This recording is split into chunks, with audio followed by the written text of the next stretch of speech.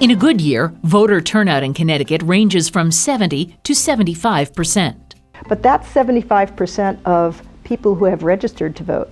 The real problem is we think there's up to 1/3 of people who are eligible to vote who aren't even registered. But registering to vote is easier than ever.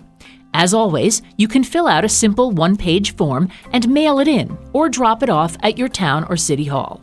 To register to vote, you need to provide the last 4 digits of your Social Security number, your address, some way to show that you live where you say you live, and your name, and that's it. You can get the form, also available in Spanish, at any town hall, Department of Motor Vehicles office, or public library. Or you can print it out from the Secretary of the State's website, sots.ct.gov. Even simpler, if you have a driver's license or a photo ID card from the DMV, you can register directly on the website. The site has a feature which translates the information into numerous different languages. Just enter the number from your license or ID card, along with your name and address, submit the information, and you'll be registered. There's even an app you can download to your phone, which will allow you to do the same thing. What happens, just so people know, when you go online or you go on the app, that is immediately transmitted to the local registrar, and the local registrar will then send you a confirmation in the mail. Although you have to be 18 to be able to vote, you can pre-register when you're 17, as long as you'll turn 18 by Election Day. And you should register at least a week before the election takes place. 1 week is the same deadline for whether you register online, whether you register by mail or in person. It's a 1-week deadline. For a referendum, it's a little bit different, actually. So the registration deadline is the business day before the referendum. Once you are registered, you don't have to register again unless you change your name or you move. You still have to re-register every time you move, even if it's across town.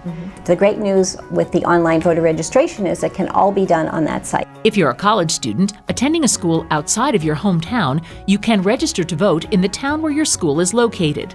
Or you can vote in your hometown using an absentee ballot. You can only be registered in one town. And what happens if Election Day arrives and you haven't yet registered? You can actually register on Election Day. Election Day registration, or EDR, is available in all towns, but not at polling places. You would actually show up at a centralized voter registration site for your town. So you would show up at this central site that is often the town hall. EDR is an option if you're a new voter or if you've moved. If you were registered in another town in Connecticut, the registrar will call the other office, have you taken off in that town, put on in this town, and instantly you're on the list, and then you vote right there where you just registered. Election Day registration began in 2014 and was instantly popular, especially with college students who often have multiple or changing addresses. You live wherever you live at the moment of the vote. So even if you're at college or even if you're homeless, you still live somewhere. And so at that moment, on that November date, you have an address, and wherever that address is, that's where you vote. But just remember, you can only be registered to vote in one municipality. So becoming a registered voter is really pretty easy. So now how do you cast your ballot? Well, it turns out that's not hard either, as you'll see in our next video.